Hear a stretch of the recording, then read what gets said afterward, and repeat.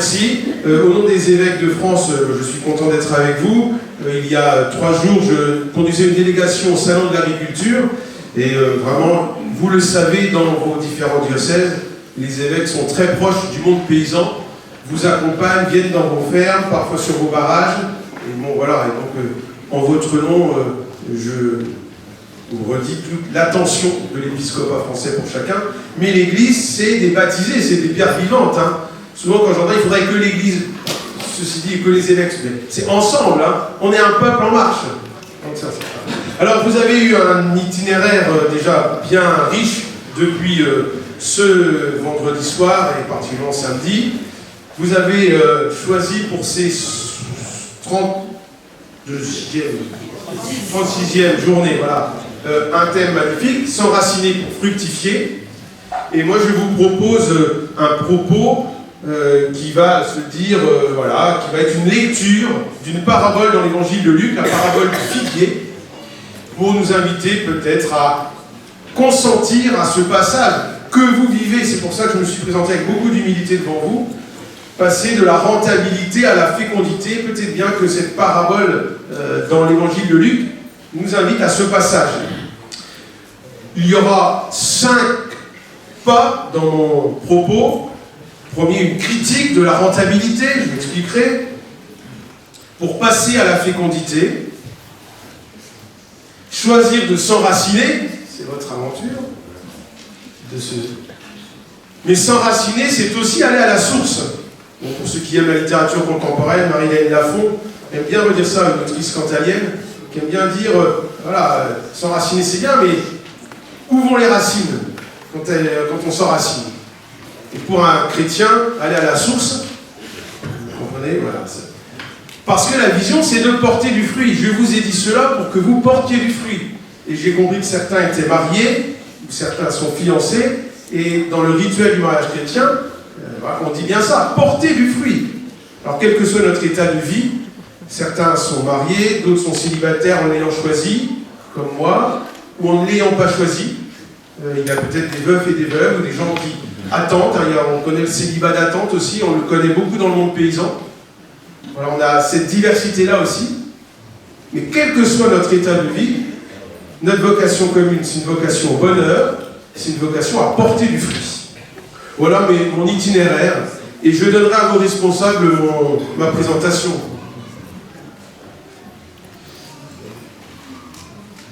Je ne peux pas envisager une conférence, un propos, sans ouvrir l'Écriture sainte.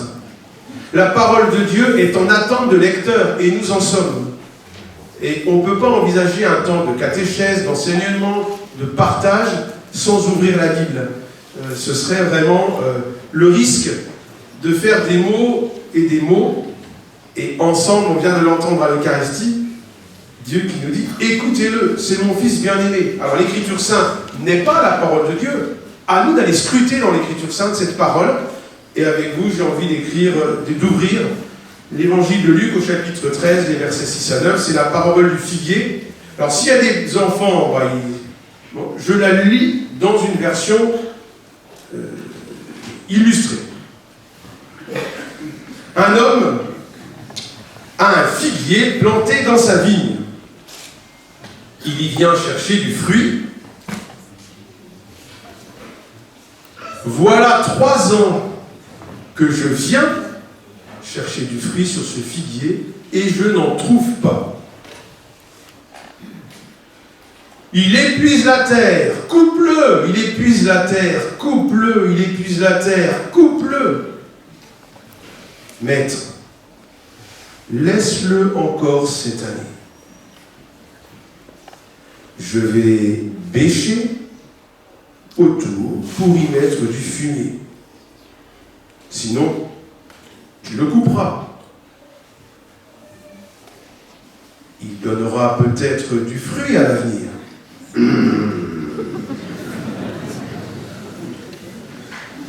Beaucoup ont lu, entendu, médité, commenté peut-être cette parabole magnifique de l'évangile de Luc. Alors, vous savez bien qu'une parabole, c'est pas un reportage, c'est pas un écrit économique, c'est un texte imagé que Jésus offre à ses disciples pour aller écouter une pointe. Vous savez que la parole de Dieu est vivante parce qu'elle s'inscrit dans votre expérience existentielle. Je vais la lire d'une façon, peut-être que dans 10 ans, elle m'emmènera sur un autre chemin. Et pour chacun d'entre nous, quand nous sommes 250, 300, la parole vient d'en chercher chacun. Je vais vous proposer une lecture qui n'est pas l'évangile. L'évangile, c'est fait. On peut toujours critiquer la parole des évêques. L'évangile, on le reçoit, lui. Alors, mon premier temps, ce serait d'envisager une critique de la rentabilité. Avec beaucoup d'humilité, c'est un propos. Coupe-le, il n'a rien produit. Coupe-le. Si on entend la critique de ce maître du domaine, être rentable, sinon on coupe. Être rentable jusqu'à l'épuisement. Être rentable selon des exigences extérieures. Vous voyez où je veux peut-être en venir. La rentabilité, vous l'avez étudié certains dans vos études économiques, dans vos BTS, dans vos masters, ou au moins dans les injonctions que vous en faites pour vos banquiers ou ceci, cela. Ça mesure une capacité d'entreprise à gérer des bénéfices par rapport à des coûts. Bon.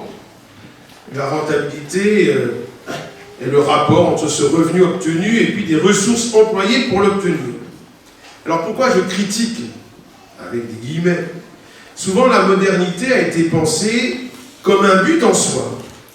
Et cette modernité qui a pu être imposée, elle avait l'ambition d'être universaliste, valable pour tout le monde et dans tous les temps. Et pensée souvent comme un processus d'urbanisation, ici le mot est emprunté à des sociologues, c'est pas des maisons. L'urbanisation, c'est ce concept où c'est l'économie qui prime, c'est la rentabilité qui prime. Et dans cette vision de la modernité, la paysannerie a souvent été dévalorisée, souvent dénigrée, perçue comme conservatrice, et devant suivre des injonctions qui venaient de l'extérieur. Sinon, coupe-le. Cette modernité-là pouvait signifier un progrès. La paysannerie est jugée dépassée, inapte à l'innovation, et peut-être que nous avons pu être témoins ces dernières décennies d'un certain déclassement social du monde rural et des ruraux en particulier. Quand mon frère est arrivé à Paris pour faire des études, on traitait de pecno. Et il y a aussi un courant qui dit « fier d'être pecno ». Bon, voilà. Ceci dit, je suis témoin depuis plusieurs années, j'ai toujours été curé de campagne. Donc maintenant, le pape il a dû dire pour le Cantal, un curé de campagne c'est radien, donc maintenant je suis évêque de campagne. Et je suis témoin que le monde rural et paysan reprend le cours de son récit. Relisez votre lettre du 23 février dernier. Des mesures trop radicales, sanitaires ou administratives pourraient nous faire baisser les bras, mais nous, agriculteurs, c'est pour la vie que nous offrons. C'est vous qui l'écrivez. Et vous avez bien raison. Et je suis témoin que ce mouvement-là de paysans, de paysannes, d'agriculteurs, d'agricultrices, d'acteurs du monde rural reprennent en main leur récit. Et ça coince. Puisque vous voyez bien, depuis une petite dizaine d'années, les conflits que nourrit cette tension entre un monde rural qui reprend le cours de son histoire.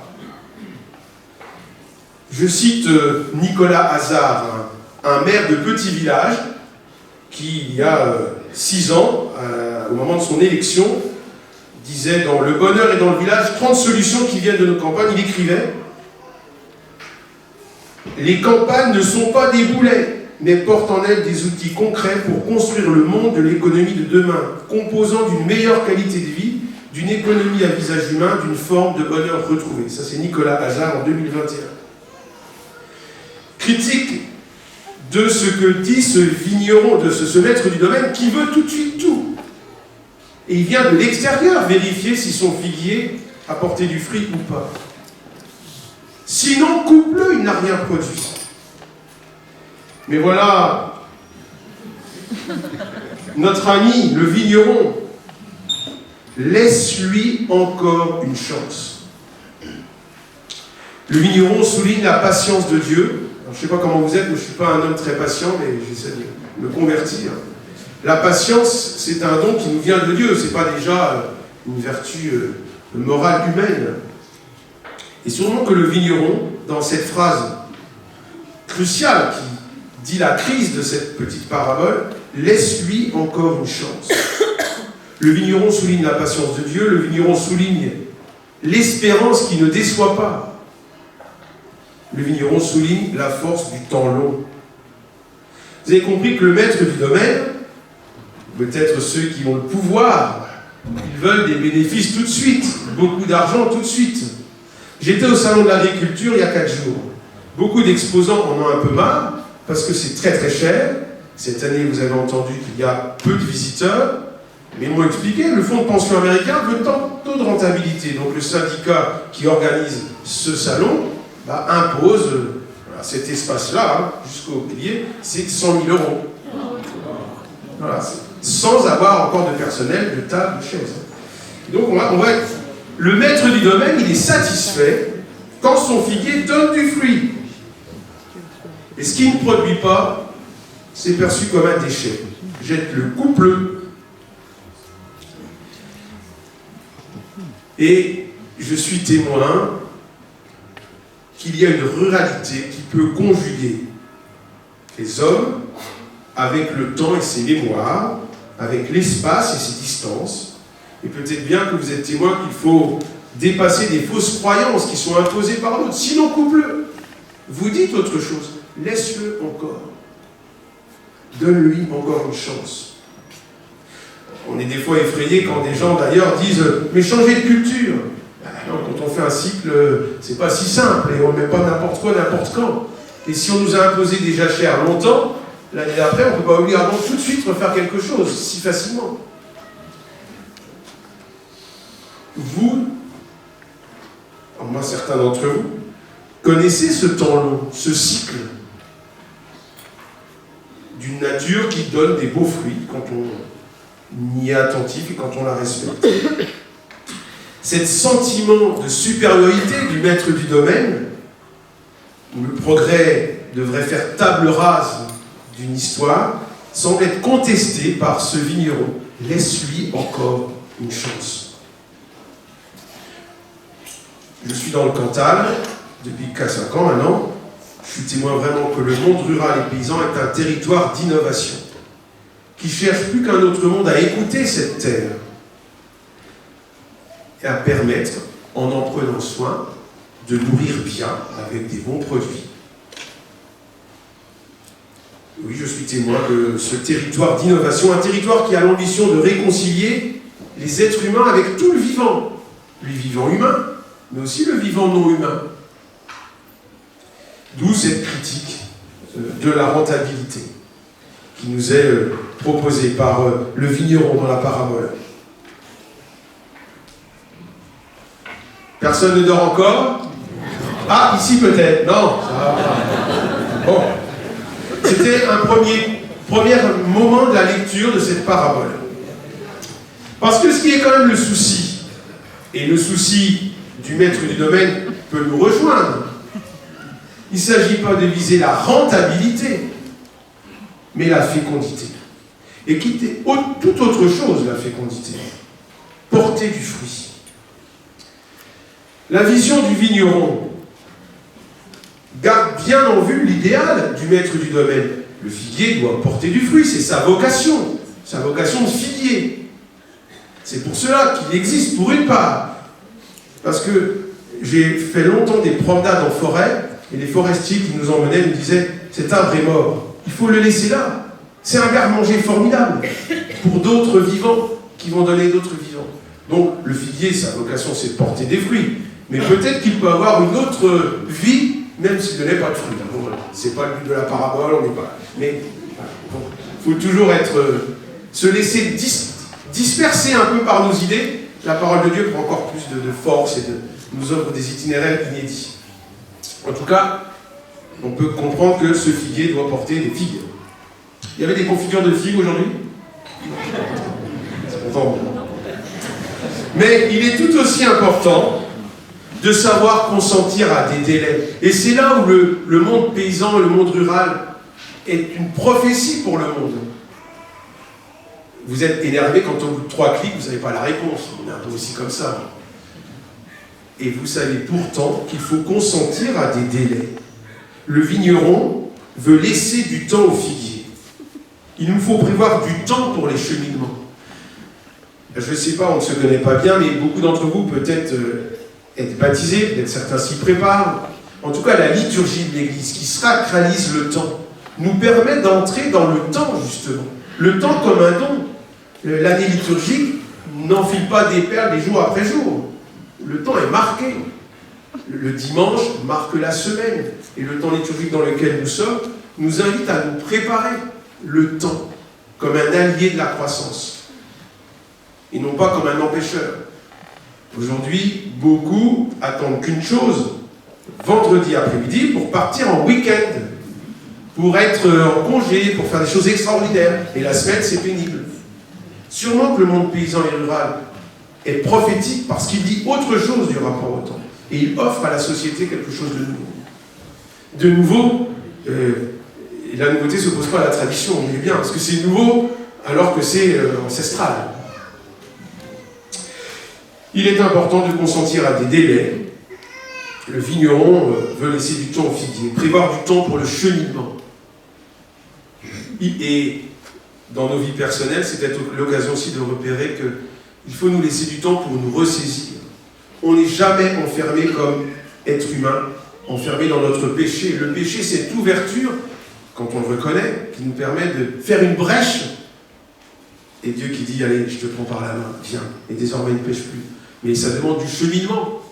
Et au salon de l'agriculture, j'ai été interpellé par un journaliste qui me dit, « Eh mon Seigneur, le pardon, vous en pensez quoi? J'arrive pas à pardonner. » Et parfois, c'est vrai qu'à certains moments de notre vie, c'est dur, ou c'est pas possible.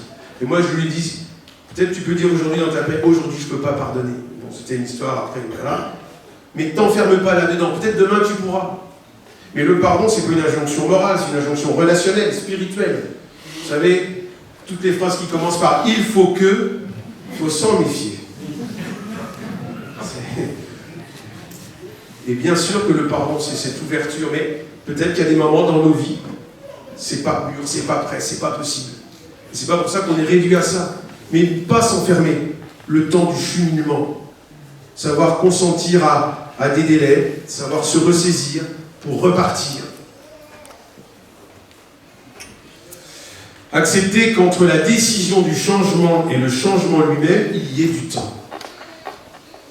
C'est vrai, dans une ferme, on peut avoir l'idée de changer de culture. Moi, je viens de l'Aube, j'ai des amis paysans, sur les 50 dernières années, ils ont fait du kiwi, du lait, des courgettes, maintenant ils font des brebis.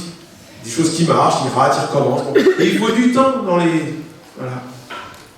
Entre l'idée du changement et le changement lui-même, eh bien, il se passe du temps. Vouloir exiger que du jour au lendemain ça réussisse, c'est un piège. C'est pas vrai. Et on a le droit d'expérimenter.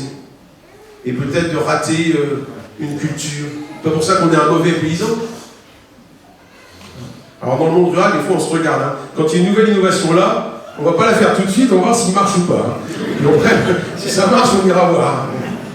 C'est pas vrai chez les paysans de France. Mais... Bon. La question du temps, elle me semble quand même assez essentielle. On ne tire pas sur le blé pour le faire pousser. Et on ne s'adapte pas au changement climatique en une saison. Il faudra du temps. Je cite le pape François, on est ici à Paray-le-Monial, c'est quand même pas banal, qui nous dit quelque chose de très beau. La proposition chrétienne est attrayante lorsqu'elle est vécue et manifestée dans son intégralité, non pas comme un simple refuge du sentiment religieux ou dans des rites somptueux. Quel culte, et il écrit ça dans son texte sur le jubilé du cœur de Jésus, quel culte serait rendu au Christ si nous nous contentions d'une relation individuelle sans nous intéresser à aider les autres à moins souffrir et à vivre mieux? Peut-on plaire au cœur qui a tant aimé en restant dans une expérience religieuse intime, sans conséquences fraternelles et sociales? Soyons honnêtes et lisons la parole de Dieu dans son intégralité. Cependant, et pour cette même raison, il ne s'agit plus non plus d'œuvrer à une promotion sociale dépourvue du sens religieux, qui en fin de compte voudrait donner à l'homme moins que ce que Dieu veut pour lui. Bien sûr que notre engagement social, il est religieux. Bien sûr que notre souci de bien traiter la terre et de produire des beaux fruits, pensez aux figuiers, c'est notre souci de tous les autres humains. Mes deux oncles sont morts de cancer à la suite des traitements dans les années 80. On leur a dit il faut produire, là. Et on ne va pas critiquer, faire des anachronismes. Mais on a appris des choses. Alors il faut continuer à entendre ce temps, à avoir notre engagement pour le bien de tous. Je me suis un peu bagarré avec un confrère qui voulait parler de la crise agricole. C'est trop facile de dire ça, c'est pas une crise agricole, c'est une crise de chacune et chacun d'entre nous. Ça concerne tous. Et c'est facile de réduire, comme ça c'est les autres, et nous on est des bons consommateurs, des bons ingénieurs, des bons industriels. Hein, c'est plus profond. Et ça nous concerne tous. Alors, donc dans Delixit Nos, ceux qui voudront relire cette belle citation, c'est le numéro 205, et qui nous invite vraiment à faire ce lien entre l'adoration du cœur de Jésus et l'amour pour chaque homme, chaque femme. Et quand on cherche à nourrir une planète, c'est vraiment ce souci religieux, sacré de l'humain. Me semble-t-il, je vous ai dit. Alors le vigneron qui dit « laisse-le encore un peu, laisse-lui encore une chance », eh bien, il s'en va pas. Ça y est, bon voilà, j'ai dit ma parole et c'est terminé pour moi. Non, il va travailler. Ce temps qui est là, qui est donné, c'est pas du temps de rien. Et nous le savons dans notre expérience religieuse, le temps de l'Avent ou le temps du carême, ce temps de préparation, c'est pas du temps de rien. On est des acteurs. Le vigneron, son travail est important. Je vais bêcher et mettre du fumier. Le temps est un allié, mais ce n'est pas du temps pour ne rien faire. Et c'était très beau de voir certains d'entre vous proposer des innovations, chercher comment on va pour faire. Voilà. Et puis, rappelez-vous la conférence d'hier, qui je crois a été fort appréciée. Et on va dire merci à Guillaume. Alors, nous sommes dans une mystique de l'action, si vous acceptez ce mot. Oui, nous sommes des religieux, nous avons la tête au ciel et les pieds sur terre. Hein, vous connaissez, on ne le dit pas pendant le carême, mais c'est gloire à Dieu qui est sur terre. Hein. Voilà, les paysans, ils peuvent apporter quelque chose au monde. Une mystique de l'action, le pape Léon insiste. Si les chrétiens ne voient pas le Christ dans les pauvres qui se trouvent à leur porte, ils ne pourront pas non plus l'adorer sur l'autel. La charité n'est pas une voie facultative, mais le critère du vrai culte. Et on est des paysans, on est charitable quand on est paysan, puisqu'on veut offrir le meilleur. Rappelez-vous, petite critique de la rentabilité. Ensuite, viser la fécondité. Mon troisième petit chapitre, s'enraciner. Parce que c'était quand même le thème, il fallait que j'adore votre mot. S'enraciner.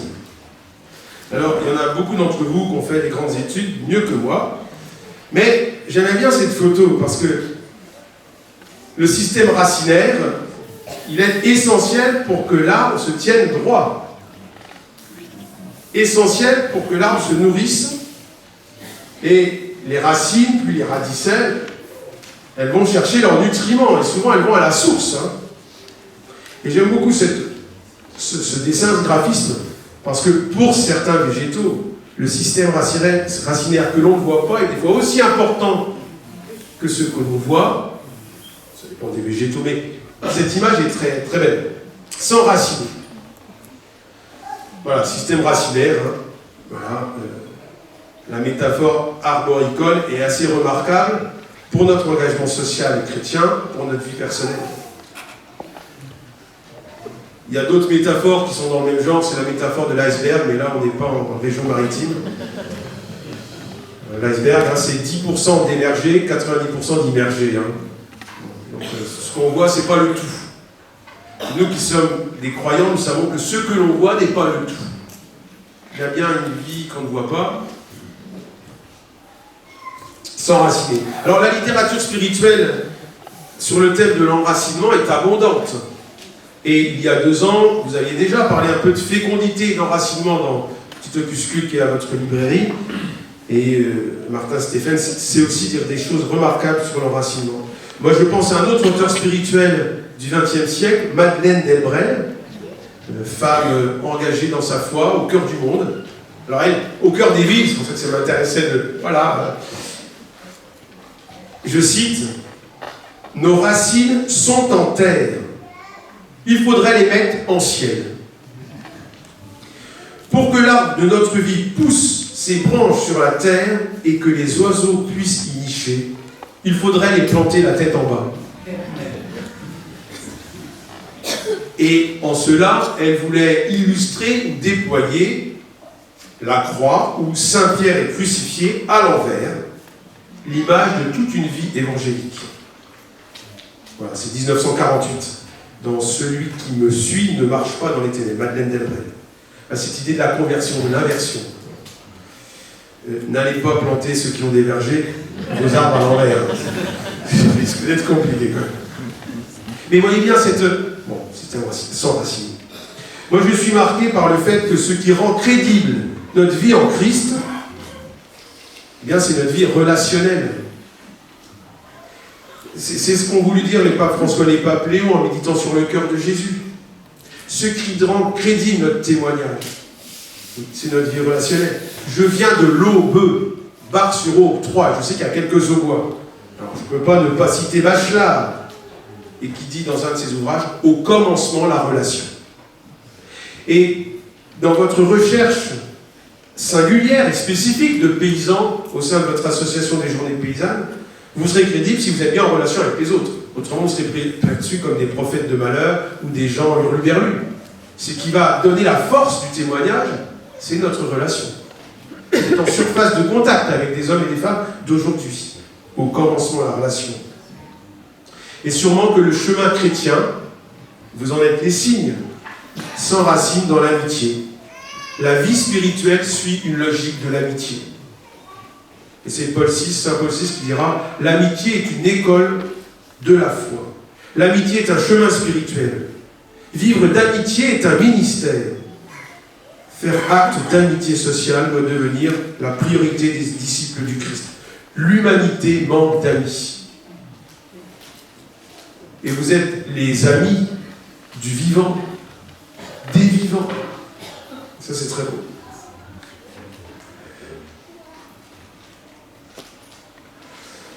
J'aime bien aussi le poème d'André Chédid qui dit, je cite ce poème, « Dans l'arbre, seules les racines ne font pas d'ombre. Pourtant, elles sont indispensables au visible. J'ai ancré l'espérance aux racines de la vie. Face aux ténèbres, j'ai dressé des clartés, planté des flambeaux à la lisière des nuits. Des clartés qui persistent, des flambeaux qui se glissent entre ombre et barbarie. Des clartés qui renaissent, des flambeaux qui se dressent sans jamais dépérir. J'enracine l'espérance dans le terreau du cœur. J'adopte toute l'espérance et son esprit frondeur. André Chédid. Voilà, sur le thème de l'enracinement, c'était pour vous dire que c'est la littérature spirituelle, voilà, vous pourrez aller voir partout.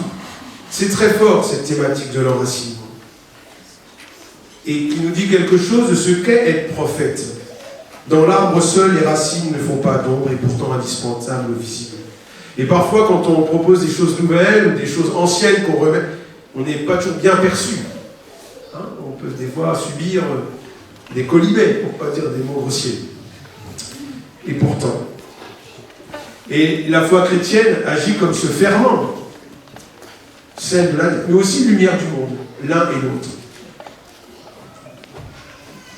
Changer un peu de côté pour les deux derniers points, quand même, c'est bien. S'enraciner. Et je disais, en montrant le petit plan, s'enraciner, c'est aussi aller à la source. Vous avez vu le système racinaire, bon, on est des fois surpris quand il faut déplacer un végétaux ou un arbre. Le tour qu'il faut faire si on ne veut pas abîmer, racine et radicelle. Et on voit combien, à avoir voulu enlever les arbres des berges, on a abîmé les ruisseaux et les lits de rivière. Parce que ce système-là, qu'on semblait pas voir, était si essentiel. Vous connaissez ça beaucoup mieux que moi.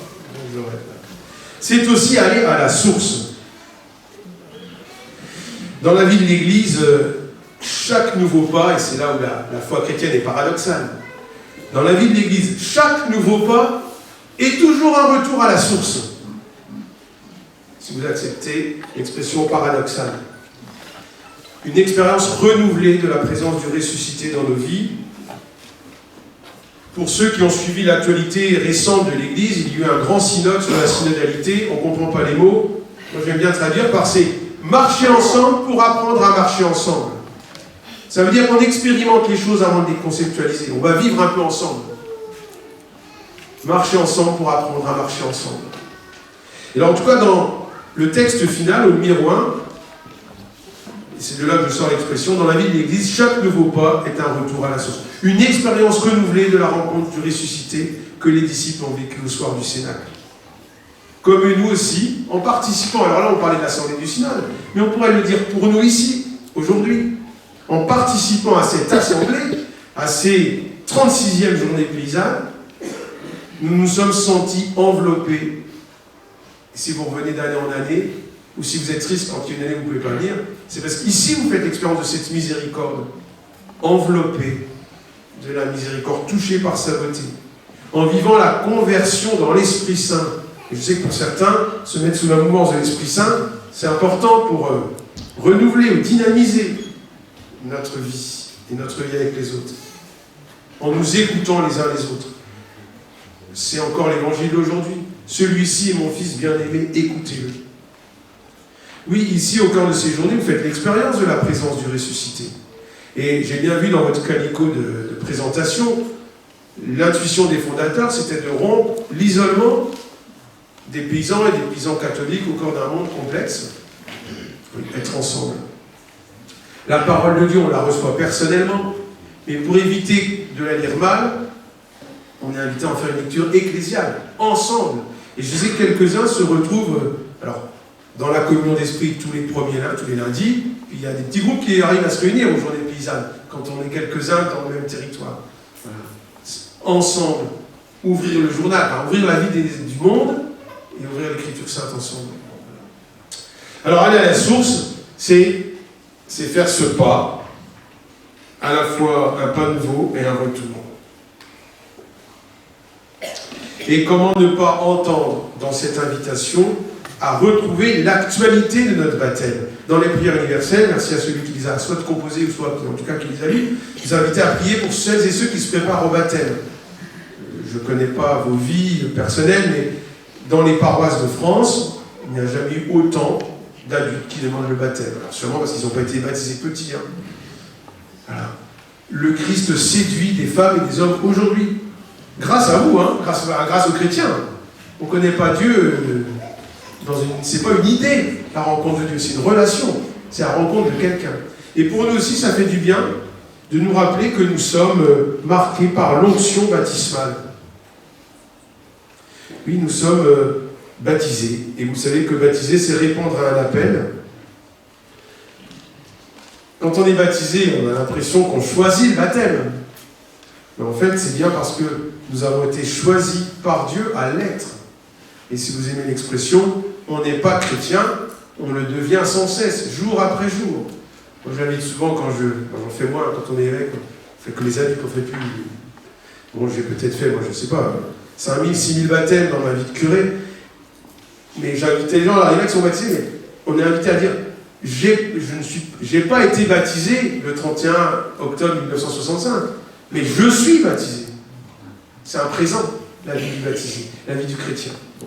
Et peut-être bien que choisir de s'enraciner, si on comprend que c'est aussi aller à la source, c'est peut-être aller à la source de cette rencontre inouïe avec le Seigneur qui a transformé notre vie professionnelle, notre vie relationnelle. Être baptisé, c'est répondre à cet appel du Christ où Jésus nous a précédés dans cet appel à être baptisé, être conduit par l'Esprit Saint. Et le fait qu'on est dans la mouvance de l'Esprit Saint, c'est la joie, la paix, la bienveillance. Rappelez-vous le verset 23 du chapitre 5 de la lettre aux Galates. Si vous allez la relire, c'est toujours beau. Ceux qui ont été confirmés, peut-être que vous l'avez entendu à votre confirmation. Les fruits de l'Esprit sont paix, joie, longanimité. Et peut-être que dans la vie de l'Église en France, nous comprenons mieux aujourd'hui que le baptême nous invite à être des témoins engageux et joyeux de vivre notre foi en Jésus. Ce qui marque nos visages, c'est la résurrection. On sait où on va. Être baptisé, c'est célébrer notre foi, et on l'a redit ensemble ce matin. Mais célébrer la foi, c'est pas simplement dire « je crois en Dieu », voulant dire « je crois que Dieu existe », mais c'est le dire « j'adhère au projet qu'il me propose, j'adhère à lui ». C'est notre réponse libre d'humain pour vivre cette relation avec le Christ. Une joie imprenable. Alors, toute ma famille est paysan, ils ont des vaches, des prix d'Holstein, puisque c'était la loi, il fallait qu'une seule race, grand drame par rapport à la biodiversité. Aujourd'hui, ça y est, on a une nouvelle logique aujourd'hui. Tous ceux que j'ai rencontrés au salon, diversification, polyculture, élevage, si on veut être prêt à pouvoir subir des crises qu'on ne connaît pas encore, il faut, voilà. Bon, on a changé de discours, on a changé de doxa, mais bon, voilà. Il y a encore, on ne change pas maintenant d'un nouveau modèle, d'un modèle à un autre. Et j'ai bien vu qu'il y a des joies et des peines. Mais comme baptisé, il y a une joie imprenable, c'est celle d'être aimé. C'est de savoir où on va, même si ça passe par la croix. La fin de l'histoire, c'est pas la croix. On ne s'arrête pas au vendredi saint, les chrétiens. Célébrer notre foi, c'est tout ça. C'est croire que nous marchons vers la vie, en étant déjà des vivants. Être baptisé, c'est peut-être ne pas tomber dans le piège des tentations. Rappelez-vous l'évangile de dimanche dernier. Tentation de l'avoir. Et nos sociétés contemporaines ont pensé qu'on pouvait tout avoir. Et c'est pas vrai. Jésus combat cette idée-là, la tentation de l'avoir, de vouloir tout posséder, de prendre le bien d'autrui et le voler. J'ai une amie qui a remonté une exploitation viticole. Je dis, c'est beau ce que tu as fait. Moi, tu sais, ça ne m'appartient pas, c'est à la banque. Mais voilà, cette volonté d'enfermement, le danger. La tentation aussi du pouvoir, les pouvoirs faciles. Prendre toute la place. Comment dans nos fermes, on permet à chacun, quand on est plusieurs collaborateurs, à avoir sa place. Moi, je suis séduit par des lieux où ils sont vraiment dans de l'entraide, dans des démarches collectives, coopératives. Bon, tentation de l'avoir, tentation du pouvoir. Tentation d'une foi facile, c'est la dernière tentation de Jésus. Le confort spirituel. Et c'est la prière qui est l'antidote d'une foi facile. Et c'est le jeûne qui est l'antidote du pouvoir facile. Et c'est le partage qui est l'antidote de l'avoir facile. Voilà, nous sommes marqués par cette onction de l'Esprit Saint depuis notre baptême. Enraciné, c'est aussi aller à la source. Et dans cette montée vers Pâques, on peut relire ces textes d'Isaïe qui accompagnent les chrétiens vers Pâques. Ce magnifique texte qui nous rejoint comme paysans, paysannes, marqués par le monde agricole et rural. Pourquoi dépenser votre argent pour ce qui ne nourrit pas, vous fatiguez pour ce qui ne rassasie pas, critique de la rentabilité. Écoutez-moi bien, et vous mangerez de bonnes choses, et vous régalerez de viande savoureuse. C'est Isaïe déjà. On peut se tromper de piste. Et là, il continue un peu plus bas, au verset 10. La pluie et la neige qui descendent des cieux n'y retournent pas sans avoir abreuvé la terre, sans l'avoir fécondée, l'avoir fait germer, donnant la semence au semeur et le pain à celui qui doit manger. Ainsi ma parole qui sort de ma bouche, c'est le prophète Isaïe qui parle de Dieu, ne me reviendra pas sans résultat, sans avoir fait ce qui me plaît, sans avoir accompli sa mission. Oui, nous sommes des femmes et des hommes à l'écoute de l'Écriture sainte. Et la parole de Dieu ne descend pas en nous sans produire de l'effet, sans nous convertir, sans déployer en nous le meilleur que Dieu a mis en nous. Et je termine. La vision, elle est claire. Portez du fruit. Je vous ai dit tout cela pour que vous portiez du fruit et que votre fruit demeure. On revient à notre petite parabole du début. Le maître du domaine est satisfait quand son figuier donne du fruit. Et on connaît cette phrase spirituelle, tant qu'on n'a pas tout donné, on n'a rien donné. Et vous êtes beaucoup à être parents, et bravo, parce que c'est la première rupture de l'égoïsme, c'est quand on se met en couple, on ne pense plus tout seul maintenant. Et on sait bien que la vie conjugale, c'est pas une addition de deux personnes, c'est la création de quelque chose de neuf, d'un nous. Et quand on accueille, quand c'est possible, on sait que ne pas pouvoir avoir d'enfants pour ceux qui le désirent, c'est un vrai drame.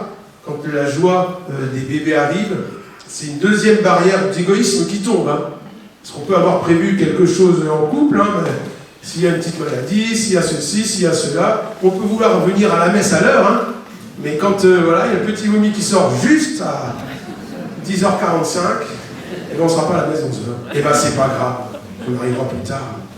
Voilà, bon, en tout cas, il s'agit bien d'avoir cette vision de porter du fruit.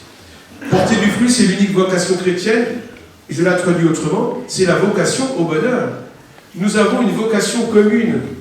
Quel que soit notre état de vie, notre vocation commune, c'est une vocation au bonheur. Heureux, pour que ma joie soit en vous. Ça ne veut pas dire une vie facile, une vie sous les boules à facettes en permanence. C'est la joie d'être aimé, c'est la joie de savoir où on va, savoir que l'échec n'est pas la fin de l'histoire, savoir que, et cette année c'est les 800 ans du Cantique des créatures avec Saint François, savoir que la vie est plus forte. Le diable a résolument perdu. C'est gagné d'avance avec Jésus. Ça veut pas dire que ça ne passe pas par la croix. Et vous pourriez sûrement être plusieurs à témoigner de ces passages et de ces résurrections, de ces moments où vous êtes relevés ou vous relevez d'autres. Parce que si notre vocation c'est la vocation au bonheur, et si on s'enracine, c'est pas pour être sous terre, c'est pour être vivant, et peut-être aussi de permettre à d'autres de vivre mieux. Alors on connaît toutes les paraboles de l'ombre, hein, Jonas qui va sous l'arbre et qui est bien rassuré sous l'ombre de l'arbre, mais le ricin dessèche et là il doit partir ailleurs. Bon. Mais être de ceux, nous pouvons être de ceux qui dans la patience permettent à d'autres de porter du fruit. Ne nous lassons pas. Et c'est ce que vous écrivez dans votre lettre du 23 février dernier. Et c'est là où je termine. Retrouvons peut-être un mode de vie eucharistique. Ça veut dire quoi, un mode de vie eucharistique? C'est bien sûr peut-être aller à la messe, c'est sacraliser le temps par le dimanche. Et pour ceux qui le peuvent, aller à la messe en semaine et vivre un temps d'adoration quand c'est... Mais plus amplement que cela, une vie eucharistique, c'est une vie qui sait reconnaître, qui sait dire merci, qui sait recevoir comme un don. C'est pas du dû, c'est du don, la création. Si vous aimez les petits jeux de mots. Hein. C'est pas du dû, c'est du don. Une vie eucharistique, c'est une vie qui sait reconnaître, qui sait dire merci, qui sait faire de sa vie un don en réponse au don premier de Dieu. Une vie eucharistique, c'est une vie qui sait se libérer, ou qui sait quitter, pour reprendre le mot de mon homélie de ce matin, qui sait quitter la crainte et la convoitise.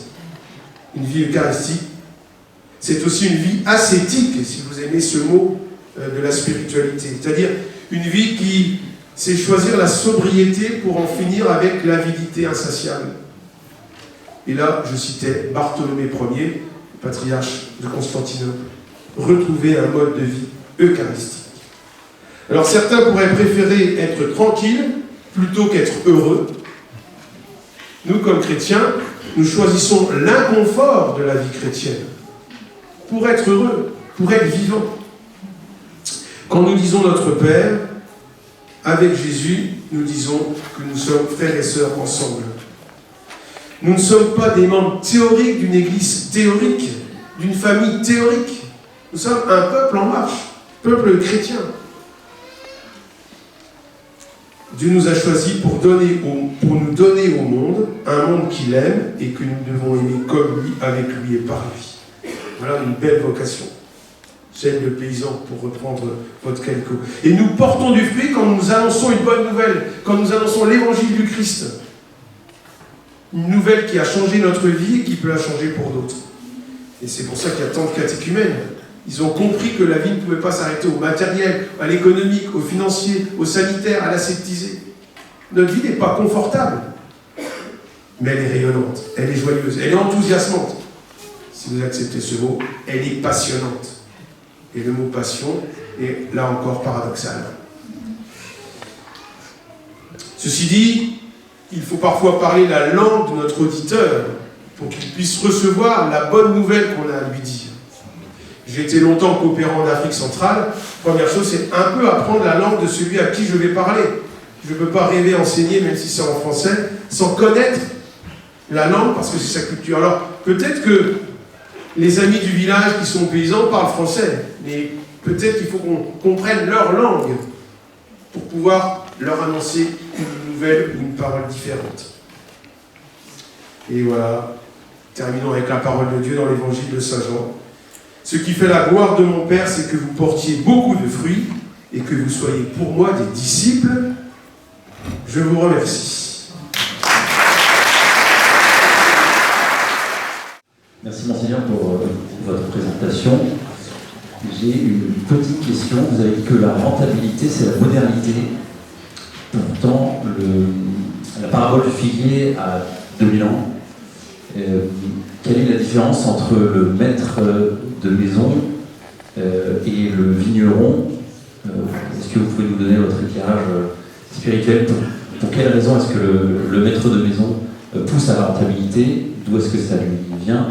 Et comment le vigneron, lui, arrive à pousser la fécondité? Est-ce que vous pourriez nous partager votre propre élément de réponse? Il n'y a jamais de questions sans idée personnelle. Et c'est ça qui est beau, parce qu'on est en famille. Je peux toujours vous redire la même chose que tout à l'heure, ou des choses différentes. C'est intéressant de vous entendre aussi. Vous pouvez dire votre prénom puis votre territoire? Il s'appelle. Je vous appelle aussi. On va trouver une solution.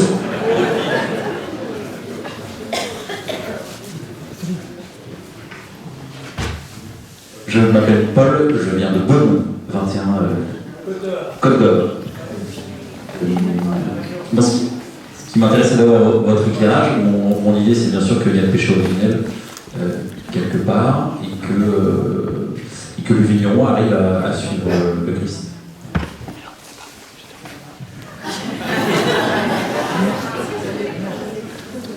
Merci à Paul. Parce que là, on fait vraiment l'expérience de ce que fait la parole de Dieu quand elle descend en nous. On la lit toujours avec notre histoire. Et Paul dit, voilà, il voit dans le maître du domaine le péché originel, c'est cette avidité, cette volonté de puissance. Et il le nomme, et dans la présence du vigneron, la figure du Père, la figure de Dieu, qui, voilà, bon, c'est voilà une lecture, et qui est enrichissante. C'est pour ça qu'elle est vivante, la parole de Dieu. Peut-être que dans 50 ans, Paul lira la parabole avec d'autres aussi, d'autres accents, on ne sait pas, peut-être les mêmes. Moi j'y vois, c'est ce que je vous ai dit, hein. Une parabole, elle est faite pour nous faire découvrir quelque chose de Dieu. Et on met en scène un récit qui a la saveur de la véracité, mais on voit bien que si on va regarder toutes les paraboles, il y en a qui sont incohérentes en termes techniques, mais l'auteur biblique veut nous dire un message essentiel de notre relation à l'autre, de notre relation à Dieu. Et là, c'est ce que j'ai voulu un petit peu vous dire, le déplacement auquel on pourrait se reconnaître dans celui qui veut que ça marche à tout prix. Et puis dans celui qui laisse du temps, qui attend. On garde bien la vision de porter du fruit. Il s'agit bien que, et voilà, du temps. Ma critique de la rentabilité, j'ai mis des guillemets et de l'italique. Hein. Loin de moi de penser qu'il faudrait que vos fermes ne puissent pas vous offrir un revenu décent pour faire vivre votre famille et avoir des projets. Ouais, voilà. Et moi j'étais vraiment marqué par un président de chambre d'agriculture qui dit « Nous on veut qu'il y ait le maximum de fermes dans notre territoire, mais il ne faut pas qu'on montre aux jeunes générations, il faut qu'ils puissent vivre et avoir un revenu décent pour avoir un peu des projets et pouvoir faire vivre leur famille et peut-être arriver à travailler avec eux pour aussi avoir les temps de pause et d'aspiration avec leur vie de famille, leur vie... voilà. Bon, en tout cas, voilà, on a deux figures. Le maître du domaine, qui est peut-être marqué par le péché, et on peut y voir là aussi. C'est toujours intéressant dans une parabole de se dire où est-ce que je serai dans cette parabole et qu'est-ce que je dois convertir en moi. La parole de Dieu est toujours faite, c'est pas un livre de réponse, la parole de Dieu, c'est un livre de questionnement. Un livre qui nous déplace. Des manuels, on en a, des bons, des pas bons. L'écriture sainte, c'est pas un manuel. C'est Dieu qui se fait parole pour nous inviter à répondre au Christ, à rentrer en relation avec Dieu et puis cheminer. Et donc la parole de Dieu, elle nous interroge sans cesse. Et elle nous met dans l'inconfort de la conversion. Merci à Paul. Vous parlez fort ou je viens vers vous si il n'y a plus qu'un micro. c'est bon. Ah, on a un deuxième micro, alors attention. Oui, c'est bien de dire votre prénom et puis votre territoire. C'est vraiment sympathique pour moi. Alors, moi, c'est Laurent du Tarn, je suis maraîcher. Mais le Christ n'a pas toujours été très tendre avec les figuiers, parce qu'il y a l'autre parabole où il fait, ils ont arraché le figuier qui ne donne pas de fruits. Donc bon, moi, je suis toujours entre deux eaux en ce qui concerne cette parabole-là, donc d'attendre de cette patience, et effectivement, on connaît ça tous les jours, nous tous. Mais de l'autre côté, à un moment donné, le Christ ne voit pas le fruit, il demande de l'arracher. Alors, ça me trouble un peu. Et oui, et c'est troublant.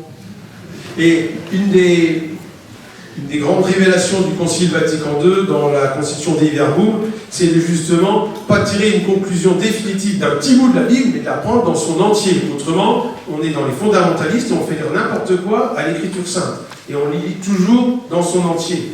Et c'est important que notre lecture de la Bible n'oppose pas les choses, parce que c'est pas une intention de l'auteur biblique. Mais à chaque fois, on nous pointe quelque chose. Et on a beaucoup de paraboles qui nous parlent de la taille.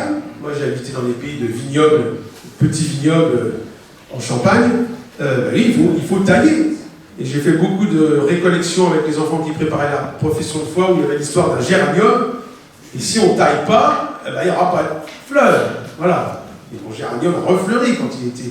Voilà.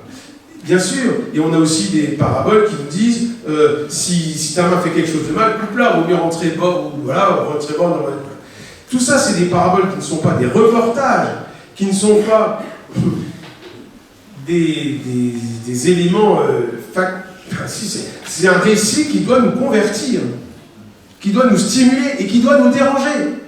Qui est-ce qui a envie de se crever un œil? J'espère personne. Mais qu'est-ce que j'entends? Ah, qu'est-ce que je dois convertir? Qu'est-ce que je dois changer? Et voilà, et c'est pour ça que ces deux paraboles qui semblent s'opposer mettent le doigt sur des choses différentes, mais il y a la même idée de nous convertir et de nous approcher le plus saintement possible des autres et de Dieu. Et bien sûr qu'il faut des fois tailler, et ce serait une autre conférence, mais dans nos relations, moi j'ai choisi comme devise épiscopale, je vous appelle mes amis, parce que je crois que Dieu veut rentrer en relation avec sa créature et avec sa création. Mais on a aussi parfois à se couper de certaines relations qui sont toxiques pour nous. Peut-être parfois. Moi, j'ai une amie qui ne parle plus à sa mère, elle me dit, mais elle m'a détruit pendant 40 ans, et voilà. Alors je lui dis, dis-toi, aujourd'hui, il n'y a plus de relation. Peut-être que dans 10 ans, peut-être, voilà. Ne pas fermer l'histoire. Et il y a des moments où il y a des relations toxiques, d'où il y a le coupé. Il y a des fois où on fait effectivement dans la vie relationnelle, et c'est pas pour ça qu'on est quelqu'un de mauvais, mais c'est là aussi où la parole de Dieu, on la reçoit personnellement, mais quelle chance quand elle peut être partagée avec des gens de confiance, qui ont de la valeur à nos yeux, pour discerner ensemble. Moi j'ai été longtemps responsable des vocations à la conférence des évêques de France, les jeunes qui viennent me dire « Ah, j'ai discerné en moi-même et je crois que je suis appelé à ça ». Peut-être, peut-être pas. Mais en tout cas, le discernement, à un moment donné, il faut qu'il soit ecclésial, ou avec quelques autres, ou avec son accompagnateur spirituel, ou avec... voilà. Autrement, le malin peut se mettre là. Le discernement, il est bien sûr personnel, qui ne veut pas dire individuel. Bon, c'était pour répondre facilement. Et l'éveil, voilà. Et alors, vous avez le droit de ne pas accepter des réponses et de chercher ensemble et vous dire d'autres choses. Le but, c'est pas... Bonjour. Patrick et Léna, agriculture, polyculture élevage en bio en Lot-et-Garonne, à côté d'Agen. Donc élevage laitier puis transformation par derrière. Je me pose souvent la question de ce qu'on appelle le moindre mal. Quand on va aux élections, souvent on se dit celui-là il n'est pas top, mais il est moins grave que les autres, on y va quand même. Alors j'imagine, si par exemple demain, l'État nous impose quelque chose qu'on n'accepte pas sur notre troupeau, du genre une vaccination ARN messager comme ça se fait désormais sur les canards, et que nous sommes persuadés que ça risque d'être mauvais pour nos consommateurs. Donc si on se pose sur une question de principe, on se dit on va pas le faire, on va s'affronter, quitte à se friter avec l'État, les forces de l'ordre. Et puis, on risque potentiellement de détruire notre ferme, de mettre nos salariés au chômage. Donc, au nom d'un grand principe, on va détruire quelque chose qui localement est porteur et nous fait vivre, ou alors on se soumet, on ferme les yeux sur ce qui, quelque chose au fond de nous fait mal, en se disant de toute façon les autres le font, donc qu'on fasse ou qu'on ne fasse pas, ça ne changera pas grand chose au final, et on va préserver quelque chose qui est bon localement, qui nous permet de vivre, de faire vivre du monde et qui donne du sens dans notre métier. Comment faire le tri? C'est vraiment là, vous nous mettez, merci beaucoup, hein, au cœur de ce qu'est le discernement. Hein. Le lieu de la morale chrétienne, c'est sa conscience. Une conscience éclairée, enrichie. Quand on est baptisé chrétien, marqué par la révélation chrétienne, on a une conscience éclairée différemment que quelqu'un qui vit sur d'autres chemins idéologiques. Mais alors, le lieu de la morale chrétienne, c'est sa conscience. Vous avez très bien dit, hein, on ne peut pas poser un acte qui soit complètement contre sa conscience. C'est voilà, le lieu de la morale, c'est-à-dire de notre engagement éthique, de notre vie, c'est la conscience. Et personne ne pourra dicter à d'autres. Il y a même une chanson qui disait ça, on ne pourrait pas enlever ma liberté de penser. Enfin, il voulait dire ça, en fait, ce texte de chanteur. Après, sur ce chemin où on veut poser un acte libre, qui nous semble être juste, il faut aller jusqu'au bout du dialogue possible, jusqu'au bout de ce qui est possible. Hein. Pour moi, j'essaie. Il y a un moment donné où il y a rupture. Et c'est ce que je disais en début de mon intervention. On voit bien qu'un certain nombre d'acteurs du monde rural et agricole et paysan ne veulent plus se faire dicter par des injonctions extérieures, mais veulent être entendus sur ce qu'ils ont perçu et compris. Et ça coince. Parce que le discours un peu autoritaire, ou avec l'ambition universaliste, eh bien, il n'est plus accepté. Et donc, ça amène les conflits que vous connaissez. Hein. Moi, je ne suis pas ni scientifique ni paysan, donc je serais mal placé de dire ce qu'il faut faire. Par contre, la méthode, c'est sûrement la méthode du discernement pour un chrétien, c'est au maximum de ce qui est possible, rendre compte de ce qu'on voit, de ce qu'on vit, au maximum essayer de rencontrer en face des interlocuteurs où on puisse causer. Moi, j'ai été séduit, pas séduit, mais en tout cas, j'ai entendu chez 2 ingénieurs de l'INRAE plutôt des personnes très humbles et qui disaient on s'est trompé sur le traitement de la DNC. Voilà. C'est peut-être pas tous, hein, on est d'accord, ceux que j'ai rencontrés m'ont dit ça. Donc je me dis, c'est des gens avec peut-être qui le monde paysan peut. Comment faire rencontrer? Alors c'est le bon sens paysan et aussi des recherches. Parce que certains d'entre vous, vous avez aussi fait des études. Vous savez, et puis, quand je voyais le travail, j'ai habité longtemps, j'étais longtemps le curé du président betteravier français. Et là, je voyais qu'il y a des recherches, des nouvelles recherches sur les betteraves. Il faut continuer autant que faire se peut, le dialogue, la rencontre. Mais des fois, c'est la rupture. Et des fois, c'est le conflit. Hein. Alors, c'est vraiment, ça sert à rien ce que je vais dire, mais je le dis quand même. Mais le conflit n'est pas obligatoirement la violence. On peut être en conflit, et tant mieux, le conflit, ça veut dire qu'il y a des idées qui s'affrontent, on n'est pas d'accord, et autant que faire se peut, si ça ne va pas jusqu'à la violence, on va gagner quelque chose. Et des fois, ça va effectivement, j'en étais témoin, hein. J'étais sur les barrages le mois de novembre, au Lioran, il y a 2 ans avant, sur la 75. Oui, il y a de la violence, il y a un ras-le-bol, il y a de l'exaspération. Quand on voit le discernement collectif, aller jusqu'au bout du dialogue possible, de rendre compte de ce qu'on fait. Puis des fois, il y a rupture, hein. Des fois, il y a conflit. Et si on peut éviter la violence, mais des fois, il y a aussi violence. Hein. Ça, je ne peux que être dans l'écoute de ce drame. Alors après, ce qui est intéressant, c'est que vous soyez dans des collectifs, quand même. Alors que ce soit quel que soit le nom du collectif, hein. Il y a des syndicats, il y a des entreprises, il y a des groupes de développement, il y a tout ce qu'on veut, mais pas être tout seul, justement, pour porter une parole. Et d'ailleurs, c'est quand même une des intuitions fondamentales des journées paysannes, hein, de ne pas être seul. Merci pour votre témoignage. Hein. Votre témoignage est plus important que ma réponse, qui n'est pas une réponse d'ailleurs, qui est un partage en frères. Hein.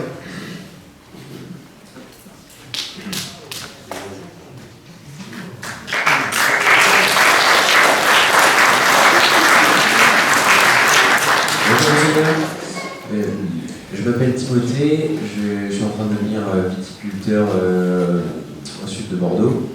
Et j'aurais aimé qu'on redescende d'un cran et qu'on regarde cette parabole sur un aspect plus terre à terre. Donc sur cette question de la rentabilité, je retiens qu'on doit éviter de rechercher la rentabilité, mais plutôt la fécondité, comme vous le disiez. Mais si la fécondité donne lieu à de la rentabilité dans nos métiers, ce qui est plutôt heureux, qu'est-ce qu'on doit faire de ces richesses, de cet argent, pour éviter de devenir esclave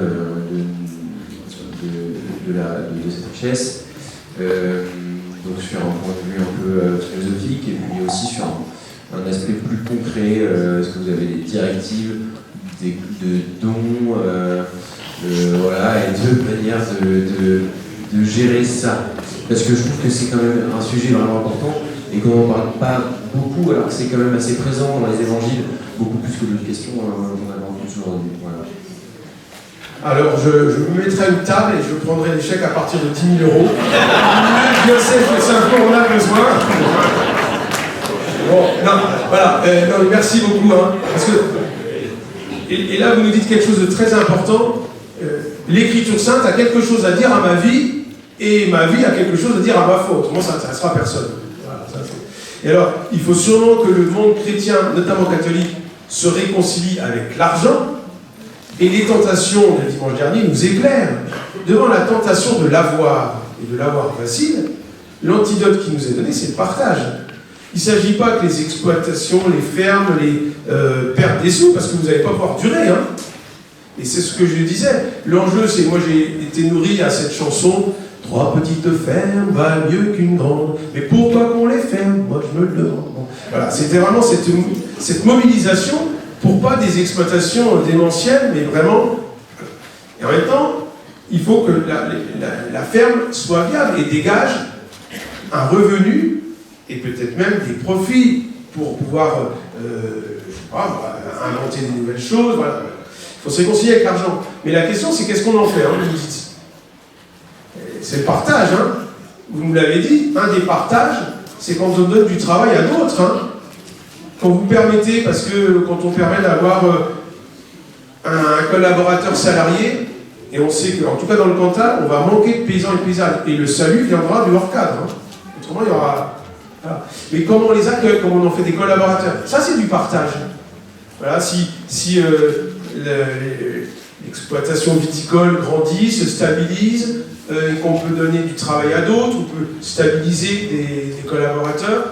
Si, voilà, bon, j'ai l'expérience d'une amie qui a un domaine viticole à Lançon-de-Provence. Bon, c'est dur en ce moment. Hein. On lui demande du vin rosé à 29 centimes le litre, hein, en Scandinavie. Donc elle a dit j'arrache. Voilà. Par contre, elle continue de faire un peu du vin, mais elle diversifie avec les olives et les amandes, comme beaucoup d'exploitations du Sud. Mais elle a dit, allez, je fais une cuvée spéciale pour aider le diocèse de Marseille, 1 € par bouteille sur ma cuvée, voilà. Bon, c'est une façon de partager.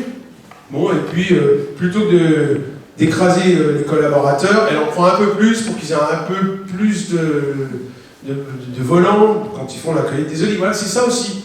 Il ne s'agit pas de dire, ah bah, je vais vivre, ça ne sert à rien, on ne cherche pas la misère. Dieu a dit, heureux les pauvres, ça veut dire heureux les miséreux. Heureux ceux qui savent que l'avoir n'est pas le but d'une vie. Mais c'est le partage. Moi, c'est comme ça que j'essaierai de vivre. Alors c'est plus facile pour moi qu'il n'y ait rien. Non mais c'est vrai, non mais c'est blague à part. Hein. Quand moi j'ai des amis qui sont chefs d'entreprise, là pas dans le monde agricole, mais il faut bien dégager des financements et de l'argent, et puis quand il faut faire 110 salaires à la fin du mois, voilà, il faut bien que ça tourne. Hein. Mais voilà, comment on bénéficie de la pensée sociale de l'Église. Sûrement que le monde catholique n'est pas assez au courant de la pensée sociale de l'Église, qui est enracinée dans la dignité humaine et dans la charité. Et ici, on est au cœur de Jésus, et auprès du cœur de Jésus. Et voilà, sûrement que, peut-être qu'avec des nouvelles générations de catholiques qui sont des professionnels ou des responsables, replonger dans la pensée sociale de l'Église. Là, il y a des pistes savoureuses pour pouvoir vraiment être dans un rapport sain et serein avec l'argent et les financements. Ah, si toutes les exploitations des acteurs des journées paysannes sont en dépression financière et qu'il n'y a plus d'argent, il n'y aura plus rien. Vous serez témoin de plus rien. Donc il faut bien que ça fonctionne, évidemment. Et la question, vous l'avez bien posée, qu'est-ce que je vais faire si je dégage un bénéfice? C'est pas un mauvais mot, c'est qu'est-ce que j'en fais?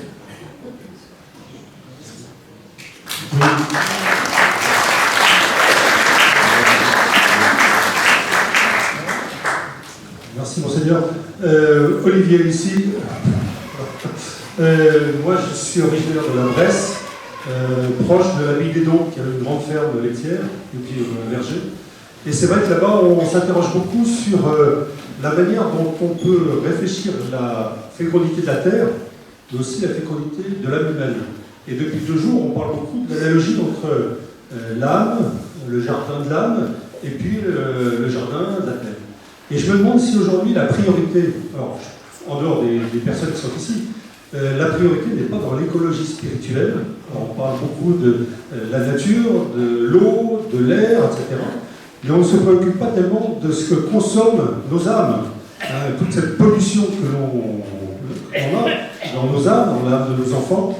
Et je me dis, est-ce que finalement, si on reprend la priorité de l'écologie spirituelle, d'assainir ce que l'on met dans les âmes des personnes avec lesquelles on vit, est-ce que finalement tout ne va pas se purifier progressivement, et y compris les terres que l'on exploite? Ça s'appelle l'écologie intégrale. Je répète ce que j'ai entendu au fond pour ceux. Ça s'appelle l'écologie intégrale. Alors, non mais merci beaucoup, hein, ça m'invite à penser à 2 choses. D'une part, le mot écologie est complexe dans notre société française parce qu'il a été récupéré par des lieux, des mouvements, etc.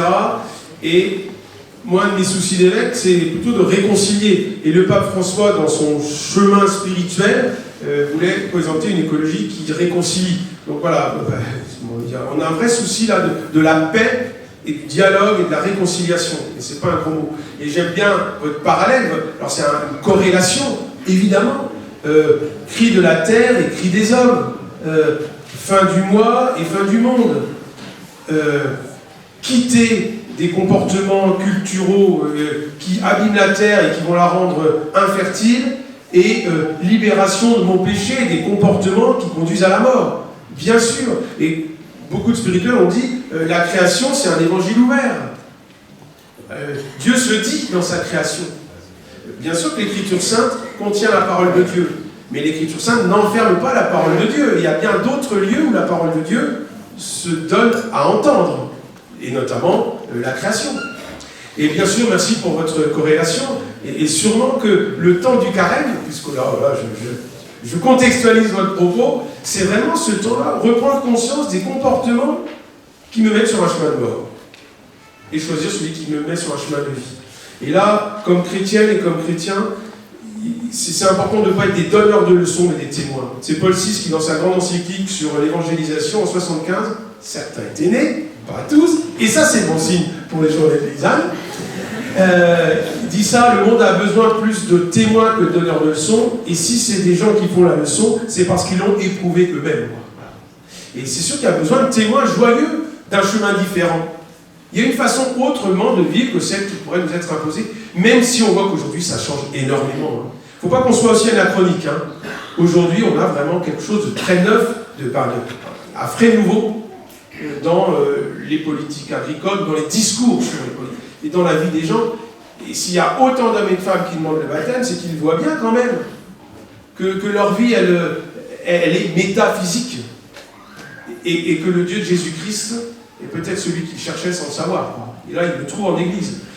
Et là, on a une vraie responsabilité, si on est déjà baptisé depuis 10 ans, 15 ans, 60 ans, de témoins, pour donner ce goût à des femmes et des hommes, de se dépolluer l'âme, ou au moins de la purifier. Et bien sûr que c'est cohérent, c'est tout à fait lié. Quand le pape François reprenait quelque chose plus ancien, de la fin du 19e, le tout est lié, bien sûr que c'est tout est lié. Et vous voyez bien que quand on vit un rapport au travail meilleur, quand on est en relation sur... tout est mieux. Voilà, c'est sûr. Bon. Et je crois qu'on est attendu pour manger. Alors merci pour vos questions.